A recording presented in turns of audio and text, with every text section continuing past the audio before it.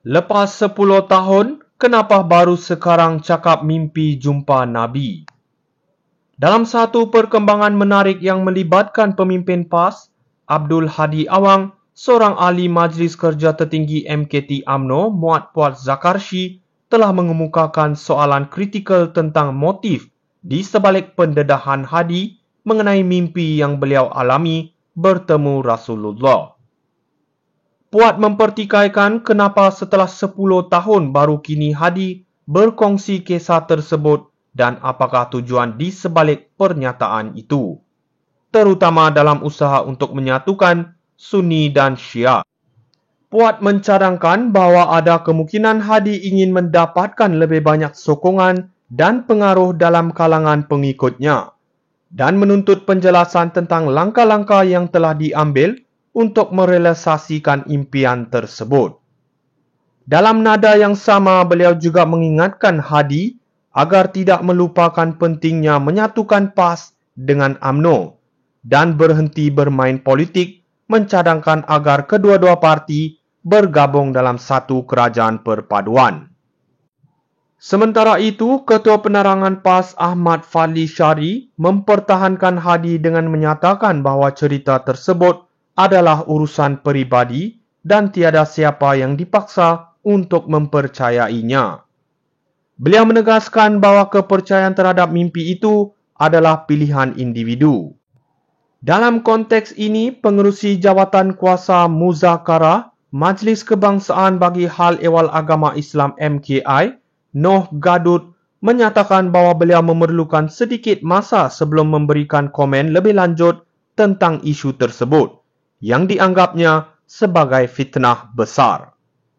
Dengan semua perdebatan ini, jelas terdapat ketegangan dalam dialog politik di Malaysia, di mana isu kepercayaan dan kepimpinan dihadapkan kepada analisis yang tajam dan kritikal.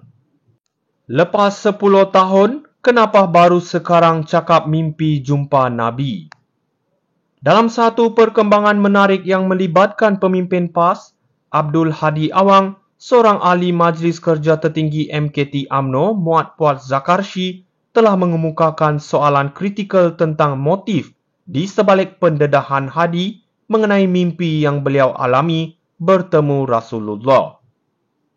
Puat mempertikaikan kenapa setelah 10 tahun baru kini Hadi berkongsi kisah tersebut dan apakah tujuan di sebalik pernyataan itu, terutama dalam usaha untuk menyatukan Sunni dan Syiah.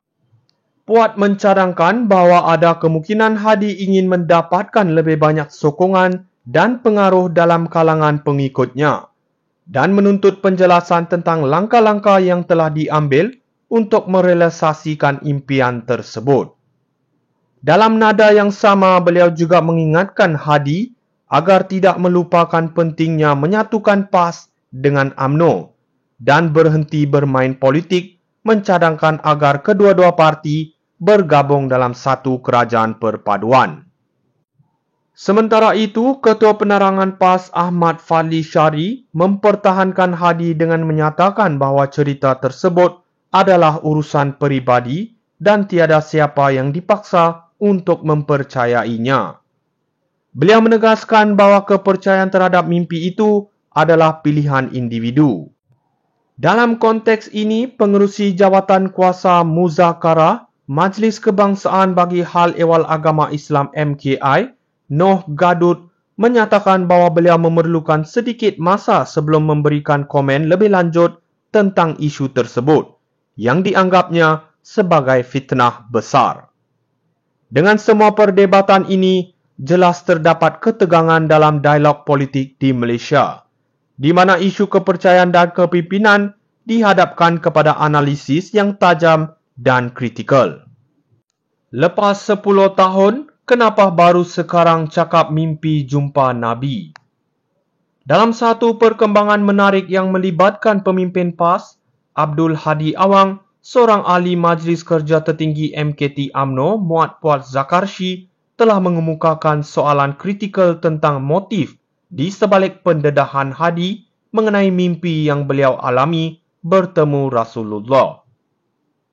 Puat mempertikaikan kenapa setelah 10 tahun baru kini Hadi berkongsi kisah tersebut dan apakah tujuan di sebalik pernyataan itu, terutama dalam usaha untuk menyatukan Sunni dan Syiah.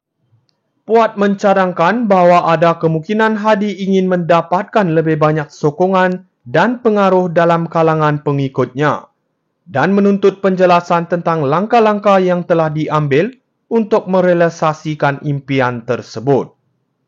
Dalam nada yang sama, beliau juga mengingatkan Hadi agar tidak melupakan pentingnya menyatukan PAS dengan UMNO dan berhenti bermain politik, mencadangkan agar kedua-dua parti bergabung dalam satu kerajaan perpaduan. Sementara itu, Ketua Penerangan PAS Ahmad Fadli Syari mempertahankan Hadi dengan menyatakan bahawa cerita tersebut adalah urusan peribadi dan tiada siapa yang dipaksa